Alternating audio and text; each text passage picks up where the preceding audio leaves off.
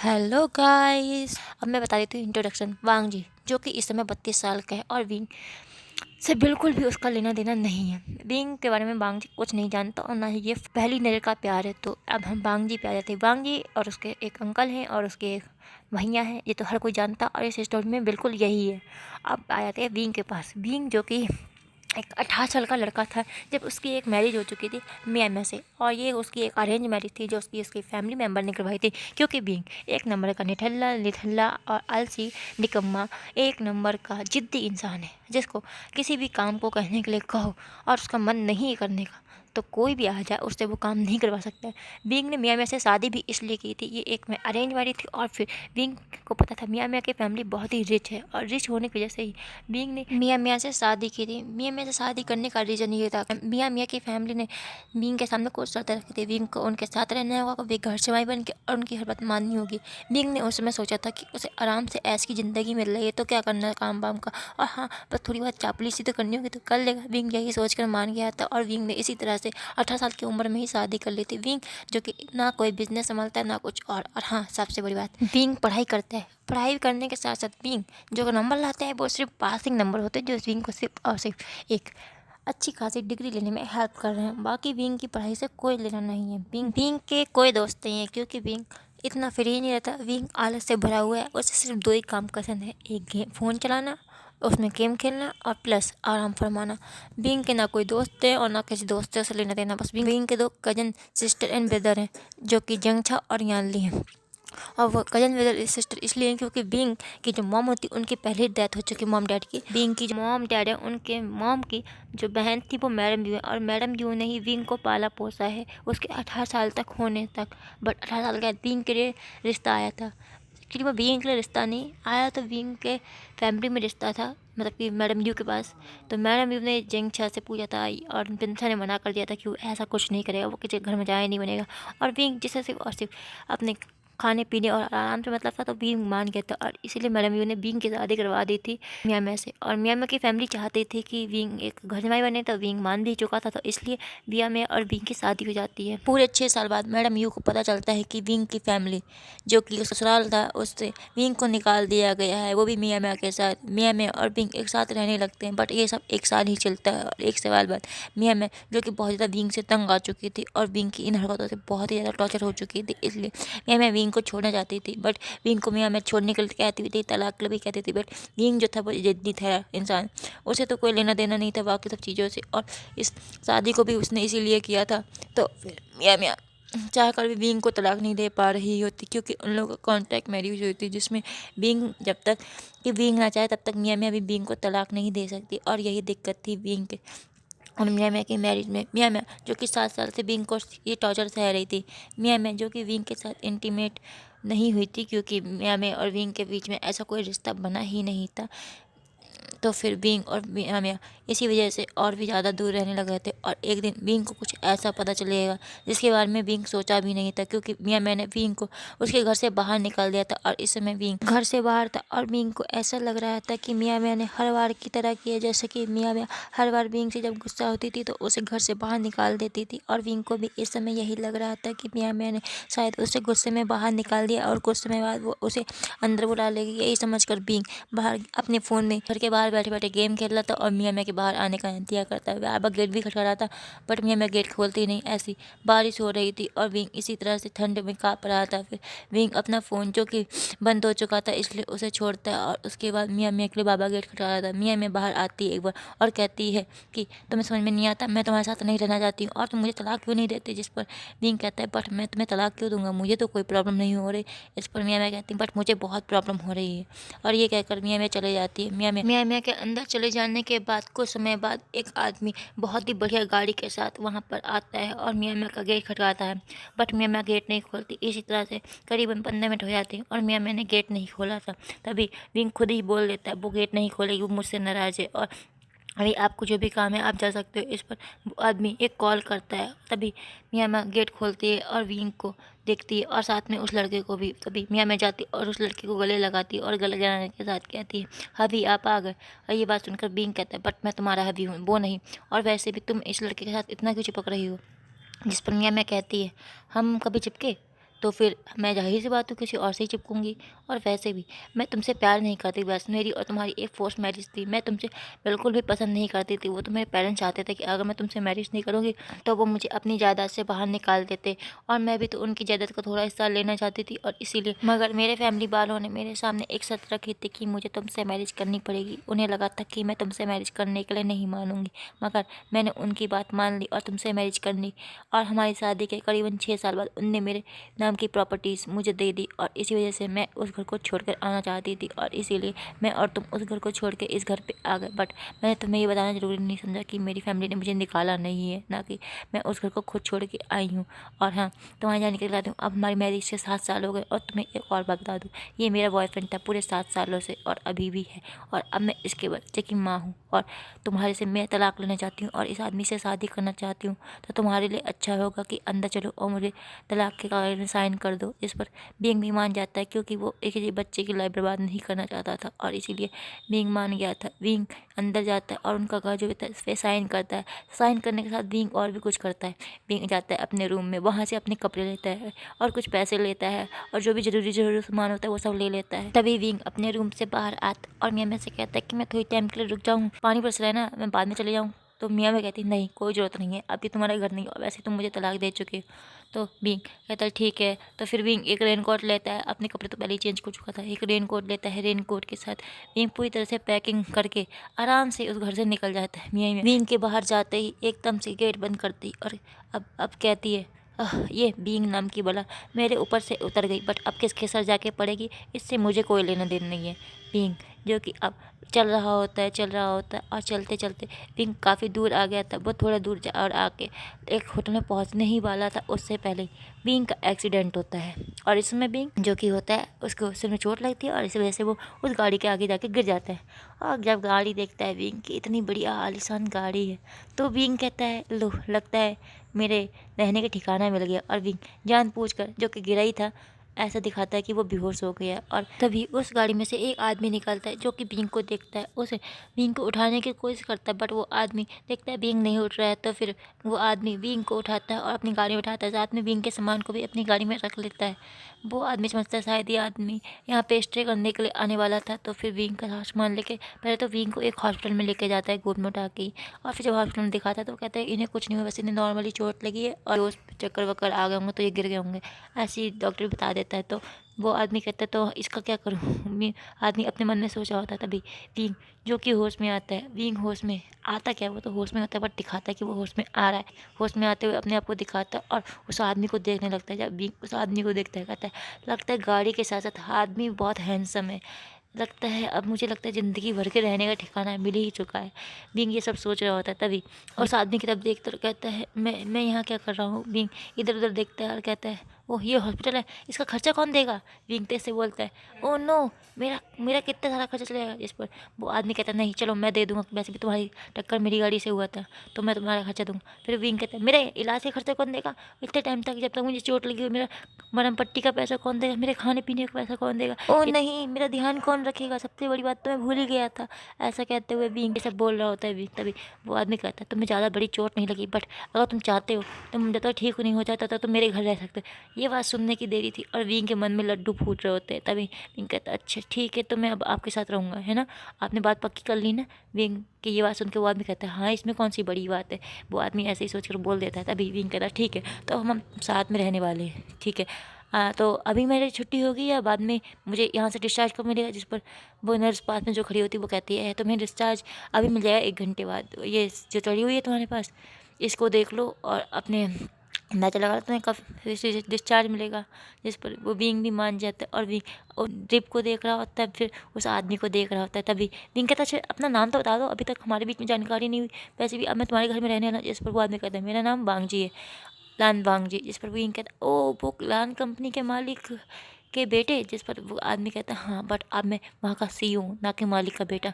जिस पर बीइंग कहता है ओ अब मालिक के बेटे नहीं आप सीईओ हो। बीइंग की ये बात सुनकर वो आदमी कहता है अब तो आपको पता चल चुका है। जिस पर बीइंग कहता है हाँ पता चल गया। और हाँ तुम्हें बता दूँ मैं बीइंग हूँ, मेरी एक मैरिज हुई थी, मेरी तलाक हो चुका है। बीइंग बांग जी को सब कुछ बता रहा था, बट बिंग बांग जी को इस तरीके से सब कुछ बता रहा था कि बांग जी को ऐसा लगे कि बिंग के साथ बहुत बुरा है, बिंग के साथ फोर्स मैरिज हुई, बिंग को चीट किया गया बिंग की बीवी के द्वारा। बिंग इस तरह से सब कुछ घुमा फिरा के था कि उस आदमी मतलब कि बांग जी को भी यकीन हो जाता कि बिंग के साथ बहुत बुरा हुआ है। बांग जी बिंग पे तरस खाने लगता है। वहीं बिंग यही सब तो चाहता था। वो आदमी फिर बिंग मतलब बांग जी बिंग का बहुत अच्छे से ख्याल रखता है और पूरे टाइम बिंग की इतनी अच्छे से सेवा करता है। उसके बाद बिंग को घर ले जाने के बाद भी बिंग की बहुत सेवा करता है। बिंग जो कि बांग जी का घर देख के बहुत खुश हो गया था। पूरे 1 महीने तक बिंग उस घर में रहता है और बांग जी जो कि उसको उस घर से निकलने के लिए भी नहीं कहता। बिंग जो कि आलसी नंबर बनता, बट बिंग सुबह शाम का खाना बनाता था इसलिए कि बांग जी को बिंग पसंद आने लगे। बिंग इस तरह से बिहेव करता था कि बांग जी को भी लगने लगता कितना अच्छा लड़का है, कितना संस्कारी है, कितना बढ़िया लड़का था। इसकी मैरिज पता नहीं क्यों टूट गई, पता नहीं क्यों इस लड़के के नसीब में इतने सारे दुख लिखे थे। बांग जी यही सब सोच रहा था। फिर बिंग जो कि बांग जी से बात कर लेता है और फिर बिंग की बात बांग जी मान भी चुका था। वो बात ये थी कि बिंग ने बांग जी से अब हमेशा के लिए यहाँ रहने के लिए परमिशन मांग ली थी और बिंग को ये परमिशन मिल भी गई थी, क्योंकि बिंग कहता था कि मैं तुम्हारे घर खाना बना दिया करूँगा, थोड़ा बहुत काम कर दिया करूँगा, बदले में तुम मुझे यहाँ रहने देने देना। इस पर बांग जी भी मान चुका था। बट बांग जी सोच रहा था कि मैं बिंग को एक दिन अपनी बात बताऊंगा और उससे रिलेशनशिप के लिए आने के लिए कहूँगा। बांग जी ने ये प्लानिंग की थी और बांग जी बिंग से बात भी कर चुका था, क्या तुम मेरे साथ एक दिन बाहर चलोगे काम से किसी, तो बिंग भी मान चुका था। बट उससे पहले जब बिंग और बांग जी निकलने वाले थे तभी बांग जी के घर में एक मेहमान आते। वो मेहमान बांग जी के भाई सी चैन थे और उनके साथ एक लड़का था जो कि जनछा था। बांग जी अपने भाई के साथ उस लड़के को देखने के बाद भी कुछ नहीं कहता, क्योंकि बांग जी को पहले ही उसके भाई और उस लड़के के बीच में जो रिलेशनशिप था उसके बारे में सब कुछ पता था। बांग जी जनछा और सी चैन को अंदर लेके आता और बिंग से कहता है कि चाय पानी का इंतजाम कर दे, अभी हम लोग नहीं जा पाएंगे, हम लोग थोड़ा रुक के चले जाएंगे, भाई शायद किसी काम से आए होंगे। बांग जी ये सब कहता है और बिंग भी कई बार सी चैन से मिल चुका था तो सी चैन भी बिंग को अच्छे लगते हैं।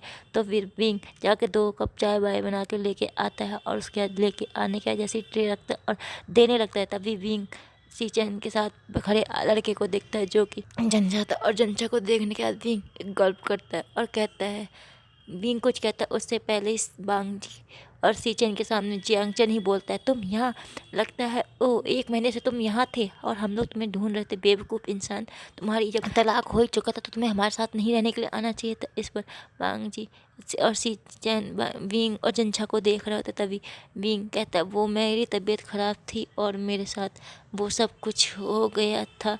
बिंग इतना ही बोला होता है कि तभी जियांगचन से सी चैन और बांग जी पूछते हैं, तुम कैसे जानते हो। इस पर बांग जी के सामने जनछा कहता है, हाँ तुम्हें पता नहीं था, मैं तुम्हें एक स्टोरी बताई थी, वो स्टोरी इसी की तो है। ये बात सुनने के बाद बांग जी जिसके दिल के शायद तार टूट गए थे, क्योंकि बांग जी को सब कुछ पता था कि किस तरीके से बिंग ने मैरिज की थी और वहीं बिंग ने इस तरह से उसके सामने जताया था। उसे तो ऐसा लगा था जैसे कि उसका पोपट हो गया। बांग बहुत ही ज़्यादा निराश था और गुस्से में भी था कि बिंग ने उसे इस तरह से मैनिपुलेट किया और बिंग की हर बात में बांग जी आ भी गए। वहीं बिंग का तो दिल ही टूट गया होता है। बिंग कहते हैं, लगता है मेरा भाई जनछा मेरा घर दोबारा से बसने नहीं देगा। बिंग अपने मन में यही सब सोचता है होता है कि तभी बिंग कहता है, भाई तुम्हें पता है ना कि मैंने किस तरीके से शादी की थी और फिर मैं कैसे अपने घर अपना मुंह लेकर जा सकता था।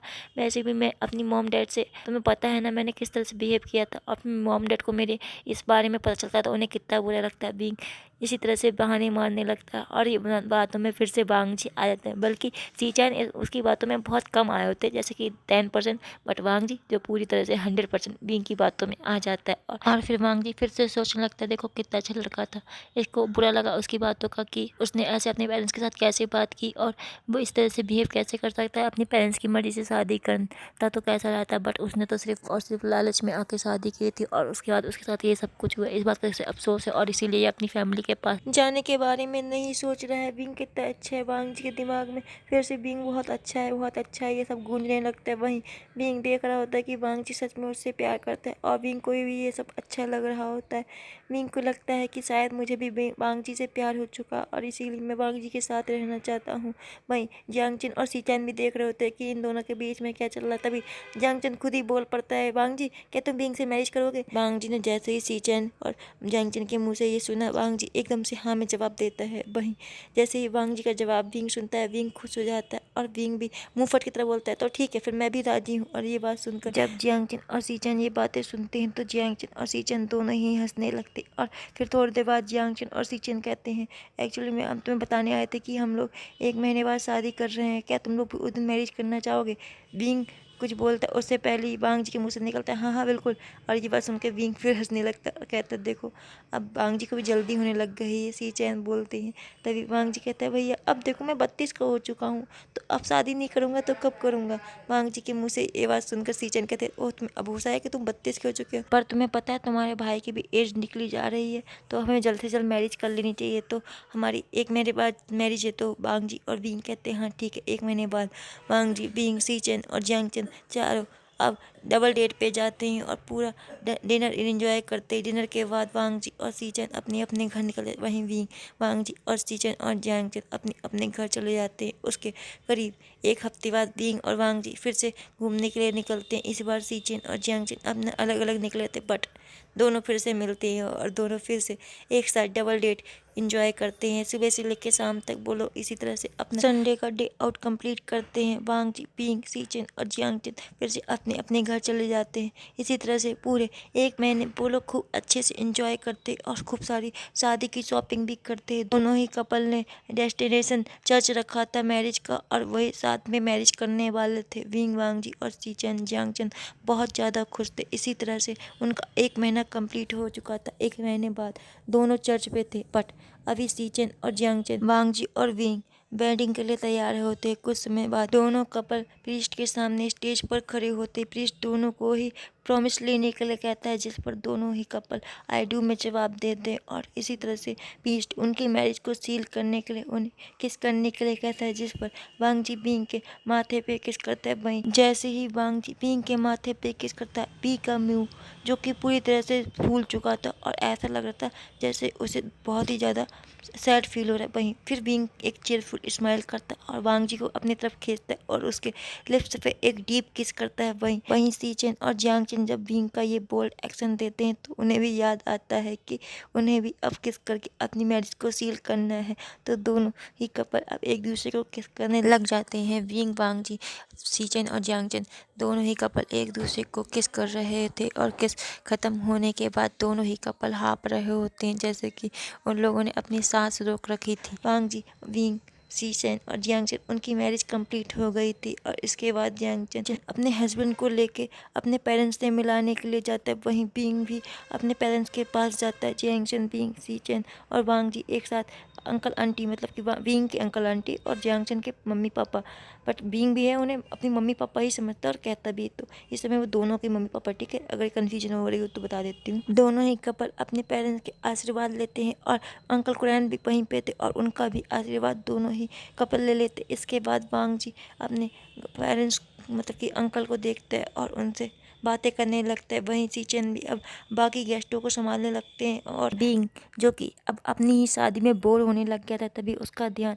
जाता है मियाँ में पे और उसके हस्बैंड पे भी। मियाँ में अपने हस्बैंड के साथ आई होती और उसके पास उसका थोड़ा सा टम्मी भी बाहर दिख रहा होता है। भी मियाँ में के पास जाता है और उससे कहता है थैंक यू मियाँ, अगर तुम मुझे अपनी लाइफ से नहीं बाहर निकालती तो मुझे इतना अच्छा हस्बैंड नहीं मिलता। ये बात सुनने के बाद मियाँ भी कहती है क्या सच में तुम वांग जी से प्यार करती हो, क्योंकि मुझे वो बहुत अच्छा लड़का लगा और तुम जैसे इंसान को ऐसा लड़का मिल गया ये तो बहुत ही गजब की बात है। इस पर बिंग कहता है हाँ मियाँ मैं सच में अपने हस्बैंड से बहुत प्यार करता हूँ। ये बात सुनने के बाद बिंग मियाँ मैं कहती है तो ठीक है बिंग, बट अपनी आदतें बदल लो, तुम जिस तरीके से बिहेव करते हो वो बिहेव तुम्हारा सही नहीं है।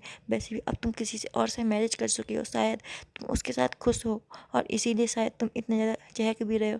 बट बिंग तुम जैसे मेरे साथ बिहेव करते थे, तुम्हारे जो बिहेव था वो किसी और के साथ मत रखना, क्योंकि तुम्हारा हस्बैंड शायद तुम्हें उस तरह से बर्दाश्त नहीं कर पाएगा, तुम्हारा वो आलसीपन और निकम्मापन, इसी वजह से मैंने तुम्हें डिवोर्स दिया था। एक्चुअल में बीइंग जब मैंने तुमसे मैरिज की थी तो मैंने सोचा था कि मैं अपने बॉयफ्रेंड को छोड़ दूंगी, पर जब मैंने तुम्हारा बिहेवियर देखा तो मैंने सोचा कि मैं अपने बॉयफ्रेंड को क्यों छोड़ूं। और वैसे भी मेरे पेरेंट्स मुझसे प्यार नहीं करते थे और वो ये चाहते थे कि जो प्रॉपर्टी उनने मेरे नाम थी उस प्रॉपर्टी को वो लेना चाहते थे, और मैं ऐसा नहीं कर सकती थी क्योंकि तब तक मैं इस लायक नहीं हुई थी कि मैं अपने पैरों पे खड़ी हो सकूं। और जब उन्हें पता चला कि मैं अपने पैरों पे खड़ी हूँ तब उनने मुझे मेरे नाम प्रॉपर्टी की थी। इसमें मैं तुम्हें बस इतना चाहती थी कि तुम बदल जाओ, बट तुम नहीं बदले। और फिर मुझे जब मेरे बॉयफ्रेंड मेरे साथ रहा और मुझे उसके प्यार की आदत लगने लगी वापस से, मैं उसे वैसे भी बहुत प्यार करती थी बट मेरी मजबूरी थी। तो मैं तुम्हारे साथ सॉरी, मैंने तुम्हें धोखा दिया, बट मैं ऐसा कुछ करना नहीं चाहती थी। मैं बीइंग से ये सब कहते तभी बीइंग कहता है एक्चुअली मैं सारी गलती मेरी थी। मैं ही थोड़ा ज़्यादा इरिटेटिंग था और तुम्हें शायद समझ नहीं पाया, क्योंकि एक्चुअली में मैं तुम्हें पसंद नहीं करता था। और ये मैरिज सिर्फ और सिर्फ मैंने इसलिए की कि मैं तुम्हारे साथ रहूँगा तो मेरी फैमिली पर मुझ पर कम बोझ होगा। तुम्हें तो पता ही है ना कि मैं पढ़ना नहीं चाहता था और मेरा कभी पढ़ने का ज़्यादा मूड भी नहीं था। एक्चुअली में तुम्हें पता है मैंने जितनी पढ़ाई की है वो सिर्फ ऐसे ही पढ़ाई कर ली है। मैंने ज़्यादा इसलिए नहीं पढ़ा कि मुझे कोई नॉलेज वॉलेज मिलेगी। मैंने सिर्फ इसलिए की कि मैं बस डिग्री लेना चाहता था। मुझे पढ़ाई से बिल्कुल भी इंटरेस्ट नहीं, मैं पढ़ना ही नहीं चाहता था। और अब तो तुम अपनी लाइफ में खुश हो और मैं भी अपनी लाइफ में खुश हूँ।